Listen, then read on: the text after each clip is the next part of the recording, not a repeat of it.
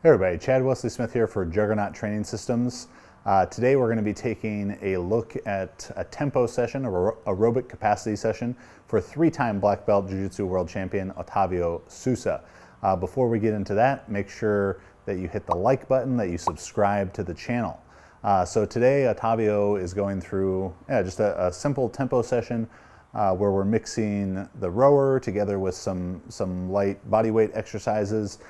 This is to serve a couple purposes. One, improving his aerobic capacity. Aerobic capacity, hugely important in Jiu-Jitsu success, both how good your gas tank is during the course of one match, also your ability to recover between matches, how it's going to affect how much you can train and how well you recover between sparring sessions in training and between training sessions. It needs to be done at the proper intensity. So sort of a simple overview of how to construct one of these sessions is you want to take a cyclical aerobic activity. Otavio is using the rower. We'll often use the exercise bike, jump rope. You can do it with running, with swimming. You could even get into doing it with jiu-jitsu drilling, like toreando passing, or stuff like bear crawl and shrimp up and down the mat, the things that you might typically do in a warm-up. And we're interspersing that with some low-level exercises. Otavio is using push-ups, ring rows, ab wheel, med ball Russian twists, and then the iron neck. But you can really choose anything that you need in there. Corrective exercises like dead bugs and bird dogs are great options. All kind of different ab work, whether it's ab wheel and Russian twist like Otavio is using, if it's different plank variations, different Polyf press variations, work with the Swiss ball. Can't really go wrong. Stuff like push-ups, ring rows, different corrective exercises, rehab, prehab exercises for the shoulders, like with the crossover symmetry, whatever it may be. You just want to pick things that are sort of the smaller parts of your training. It's a great time to fit in those things that can tend to be a bit tedious. But what we're looking to do is to perform at about 70 to 75% intensity during the aerobic the aerobic portion of things. So when Otavio is on the rower, we know that his best time for 500 meters is 1 minute and 32 seconds. So here he wants to keep the pace between about a minute 50 and a minute 55 pace.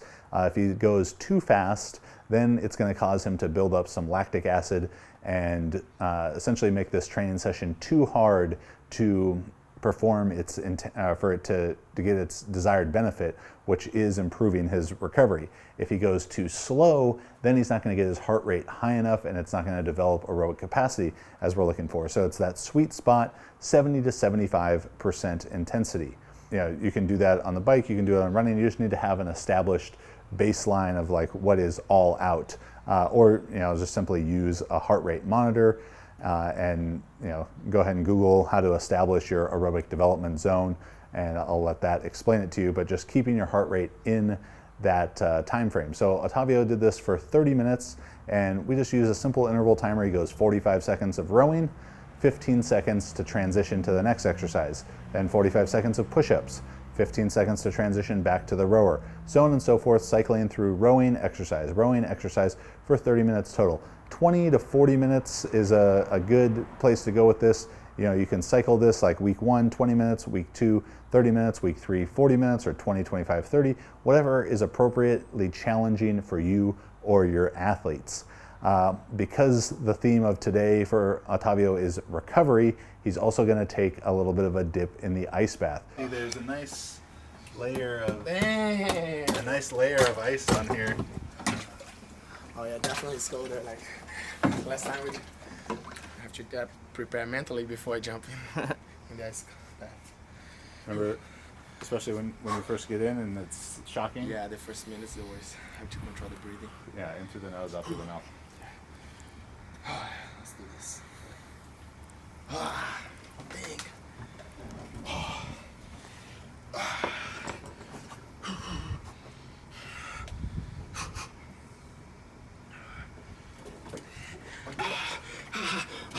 Control your breathing. Control your breathing. How many times have you trained this week? Every day. Every day. Yeah. How many times jiu-jitsu? Every day. Like Well, yeah, some days twice a day, right? Yeah, Probably 10 sessions jiu-jitsu per week. something like that. Yeah. And 2 times lifting. And this week I did 2 times like cardio. Yeah. Maybe do 1 more tomorrow. Yeah. It's super tingling in my feet. So he'll be in here about 10 minutes today. So currently Otavio trains about 10 jiu-jitsu sessions a week. That's like twice on Monday, Wednesday, Friday, and once on Tuesday, Thursday, Saturday. With Sundays off, he adds 2 strength training sessions to that on Tuesdays and Thursdays. Then we try and fit in 2 or 3 more aerobic capacity tempo sessions as well. So with all that hard training that he's doing, and Pan Am's just a bit more than 2 weeks away, BJJ Stars a month after that, making sure that his body feels good and he's ready to do the hard jiu-jitsu training, the most important thing in his training, is critical. So hopping in that ice bath for 10-15 minutes at the end of the week. We're here on a Friday afternoon. He's still going to train jiu-jitsu 1 more time tonight, 1 more time tomorrow, making sure that he can get quality work done in those sessions is really important. Ice bath shouldn't be a thing that you start doing every day, because it does blunt the adaptation from the strength training a little bit by sort of artificially removing that inflammation from your muscles and not giving your body the same adaptation signals. But because he's a jiu-jitsu competitor, not a powerlifter or weightlifter, we'll use them a little bit more frequently compared to strength athletes, where we want to reserve that just for deload weeks and pre-training. When we get to the week right before Pan Am's or the week of Pan Am's for Otavio, then we might get in the ice bath twice that week, or maybe a contrast shower, just to make sure that he's feeling his absolute best on the competition mats. And for that ice bath, 10 to 15 minutes.